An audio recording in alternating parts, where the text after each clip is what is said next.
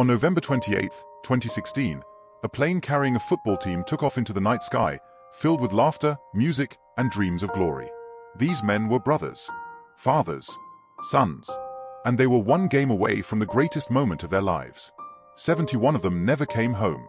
This is the story of Chapecoense and the night that broke football's heart.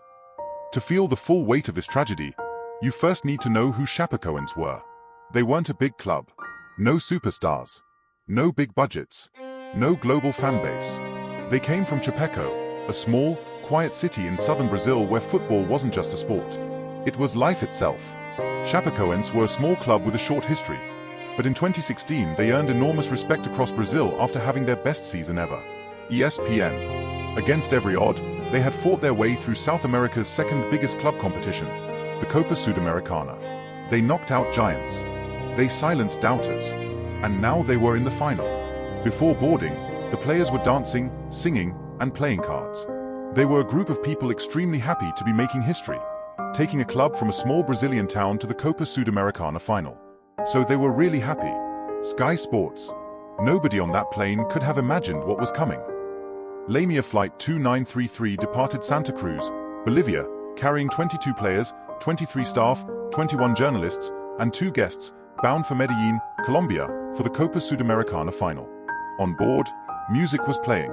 Cards were being dealt. These men were living their dream at 30,000 feet.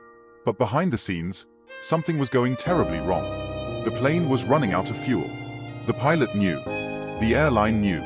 And nobody told the 77 people sitting in those seats. Investigators later found the crash was caused by fuel exhaustion due to an inappropriate flight plan and pilot error, including a failure to declare an emergency for 36 minutes after fuel levels became critically low. Wikipedia. 36 minutes. The pilot sat in that cockpit watching the fuel drain and said nothing. The passengers only realized something was wrong when the lights suddenly shut off. There was just silence.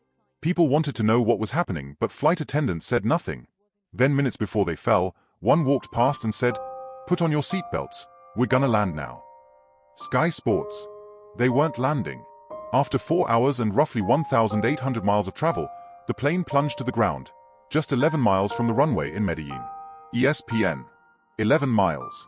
That close. Of the 77 people on board, 71 were killed. Only 6 survived, including 3 players, Alan Russell, Jackson Follman, and Neto. When the news broke, football stopped completely. South America's Soccer Federation cancelled all matches. Real Madrid and Barcelona interrupted training for a minute of silence. Brazil's top clubs offered to lend players to help Chapecoense rebuild, calling it the minimum gesture of solidarity within their reach. ESPN. Back in Chapeco, schools closed. Fans filled the streets with candles. Children left drawings at the stadium gates. A whole nation wept. For the survivors, waking up was its own kind of pain. When goalkeeper Neto was finally told the truth, he couldn't accept it. He said, "If I am alive, how are all my friends gone? How can I survive a plane crash? This doesn't make sense. This is not real." Sky Sports. But it was real. The doctor told him, "You are not supposed to be alive. It is only because of God that you are here." Sky Sports. As the world mourned, the questions came. How does a flight simply run out of fuel? The pilot, Miguel Quiroga, was also a co-owner of Lamia Airline. He died in the crash, meaning he would never face justice for the decisions he made that night. Wikipedia. Lamia's insurance policy had lapsed in October 2016 due to non-payment. Criminal charges were brought against 5 individuals, including a former Bolivian aviation official accused of improperly helping Lamia obtain its certification. This wasn't a random accident. It was a disaster built on negligence, poor decisions, and greed. 71 lives. Gone. Because the right calls were never made. But Chapecoense didn't disappear.